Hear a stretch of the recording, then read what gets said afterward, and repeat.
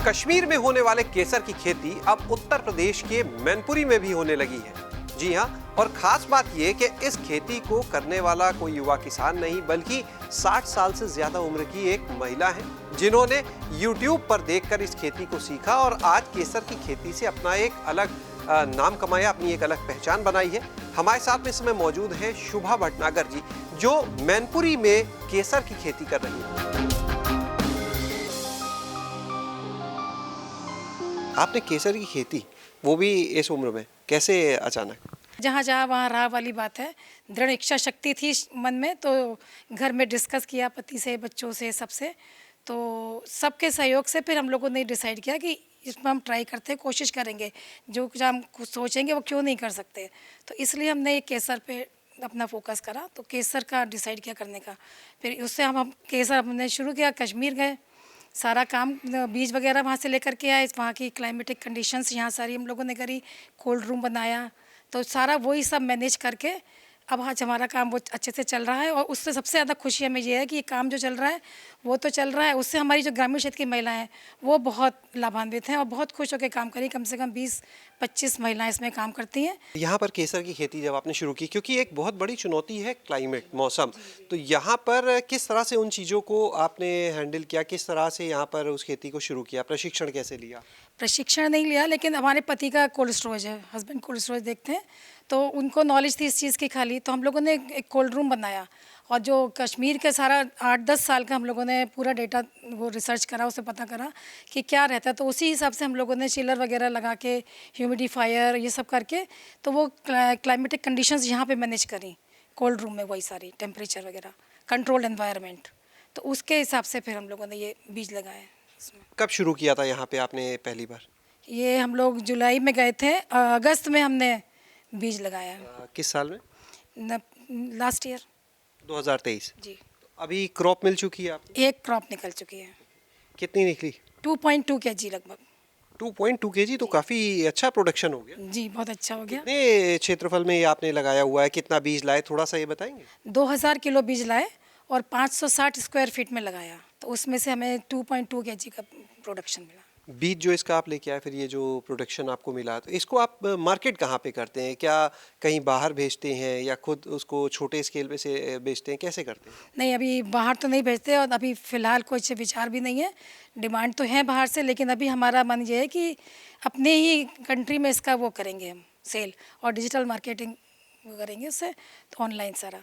तो ये बताइए, जैसे आप बीज लेके आए, तो क्या हर बार आपको बीज ये खरीदना पड़ेगा जब भी आपको ये लगाना है, केसर की खेती करनी है? नहीं, बीज हर बार नहीं खरीदना पड़ेगा, ये बीज बराबर चलेगा।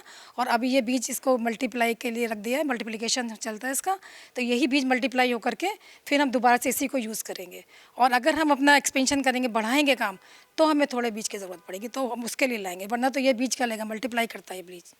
जो आपने बोला कि ये केसर है, 2.2 kg निकला, 2000 किलो आप बीज लेके आए थे, किन बातों का इसमें विशेष ध्यान रखना पड़ता है? इसमें एक तो क्लाइमेटिक कंडीशन सबसे ज़्यादा है कि अगर इसके हम पहले चरण से चलें, आप हमें स्टेप बताएंगे पहले कि कैसे इसकी पूरी खेती, बीज लाने से लेके और अब तक फसल काटने तक, पूरी प्रक्रिया हमें समझाएंगे आप? बीज लेकर के जब हम यहाँ पे आए, सबसे पहले हम उनको सुखाया, खूब अच्छे से सूख गए। फिर उसके बाद में उसमें जो एक्स्ट्रा पत्ते वो होते हैं बीज, वो हटाया, सिल्वरिंग कहते हैं इसको, तो फालतू उसके वो हटा के उसको जब वो बिल्कुल सब साफ़ हो गए, उसके बाद में कोल्ड रूम में ट्रे, लकड़ी की ट्रे बना के रखी हुई हैं, उसमें सेट कर दिया। एक बीज में करीब जितनी भी आई एक उसमें, तो वो कोल्ड रूम में हमारे ट्रे लगी हुई हैं, उसमें हमने सारी बीज सेट करे। उसके बाद इसमें कंडीशन वाइज अपनी टेम्परेचर मेंटेन करा, सुबह शाम जैसे भी करा, सुबह का जैसे टेम्परेचर वहाँ पे होता है पामपोर में, उसी के अकॉर्डिंग हम लोगों ने यहाँ पे मरा, सुबह का अलग, शाम का अलग, वो टेम्परेचर मेंटेन करा। ह्यूमिडिफायर है, चिलर लगे आए हुए हैं, सब करा है उसमें। तो उसके बाद में जब बीज निकले, इसमें जब फूल निकला, बड निकली पहले उसमें। इसका समय क्या रहता है, ये बताएंगे? किस समय बीज लगाया, कब उसके बड निकले? हमने अगस्त में लगाया था और सितंबर अक्टूबर मिड अक्टूबर तक इसमें बड निकलनी शुरू हो गई थी और अक्टूबर एंड में फ्लावर आ गया था। उसके बाद में ये 3 महीने का प्रोसेस है। जब पहला फूल खिला उसको देख के ऐसा लगा सपना साकार हो गया। बहुत खुशी, उस खुशी को तो हम बयान नहीं कर सकते कि लगा कि अपनी मेहनत सफल हुई है। उसके बाद में जब ये पूरे उसमें जब वो निकले फूल तो देख करके बस अंदर से ऐसी खुशी होती थी। फिर बस वो उसमें से हम लोगों ने प्लग करना शुरू करा। उसके हमें उसमें केसर अलग करा, केसर पत्ती अलग करते थे। पीला केसर पत्ती होती है और केसर के धागे होते हैं 3 और वो लच्छा होता है अलग से, और इसके जो सभी पत्ते और ये सब यूज़फुल हैं।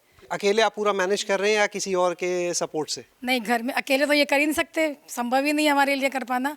तो जो टेक्नोलॉजी का सारा वो बच्चे करते हैं, बेटा बहू है, और ये टेम्परेचर वगैरह कोल्ड स्टोरेज मेरे पति देखते हैं, उनका भी है। परिवार में भी बातचीत कर ली जाए। हमारे साथ में इस समय मंजरी भटनागर जी हैं, इनकी बहू हैं जो पूरा अपना समय देती हैं इनके साथ में इस काम में।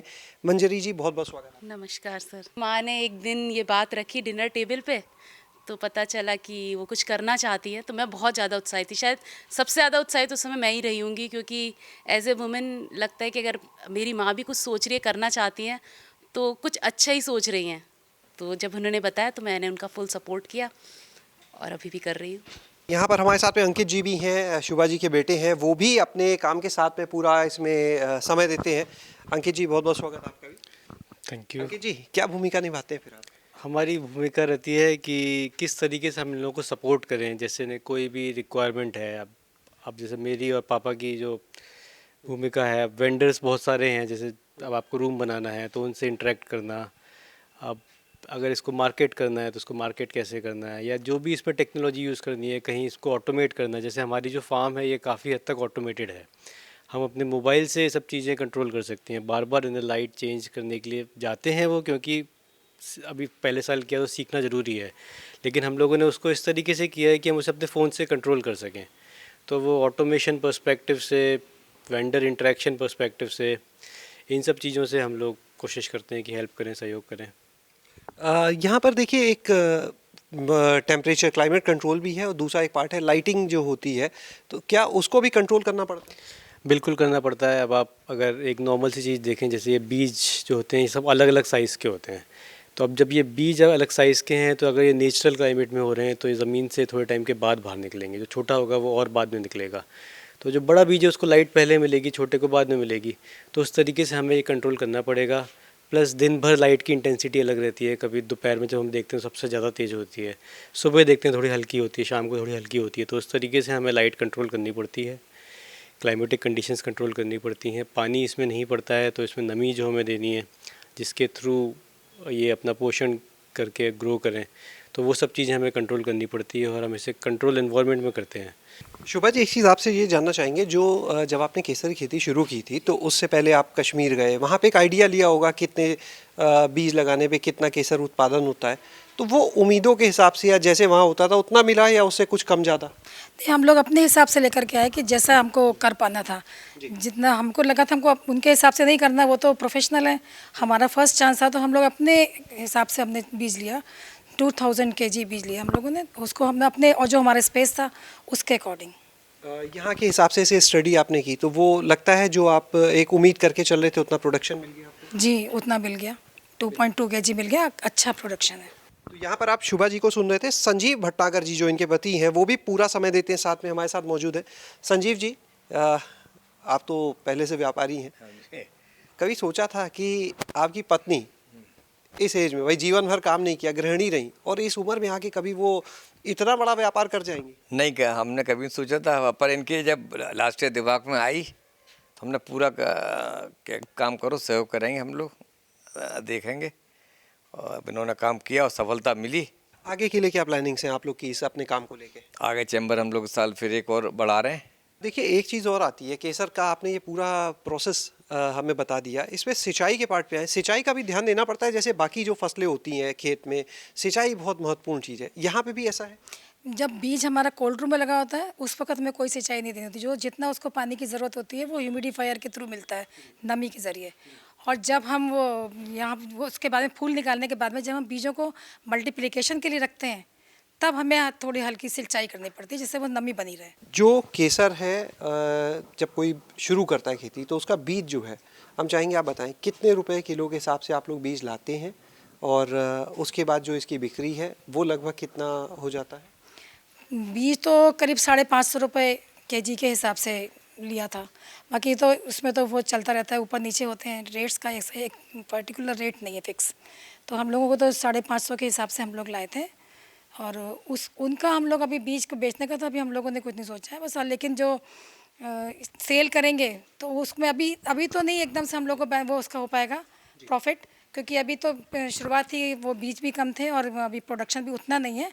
लेकिन आने वाले समय में हम लोगों को इसमें प्रॉफिट मिलेगा। आपने यहाँ पर सुना शुभा जी को, जिन्होंने 63 साल की इनकी उम्र है और इन्होंने अपने यहाँ केसर की खेती शुरू की है। और उस उम्र में घर वालों को भी उम्मीद नहीं थी कि शायद इस उम्र में आने के बाद एक गृहिणी जो है इतनी सफल व्यापारी के रूप में नजर आएंगी। किसी ने नहीं सोचा था, लेकिन उन्होंने ऐसा कर दिखाया। और अब यहाँ पर अपने पहले ही जब उन्होंने उत्पादन लिया केसर का, वो इतना अच्छा रहा कि अब अपने इस पूरे प्रोजेक्ट को और आगे एक्सपेंड करने की, उसका विस्तार करने की तैयारी हो रही है, जिसके लिए कुछ और चैम्बर्स बनवाए जा रहे हैं जहां पर अब केसर की खेती को और बड़े पैमाने पर किया जा सकेगा। शैलेश अरोरा, गांव जंक्शन।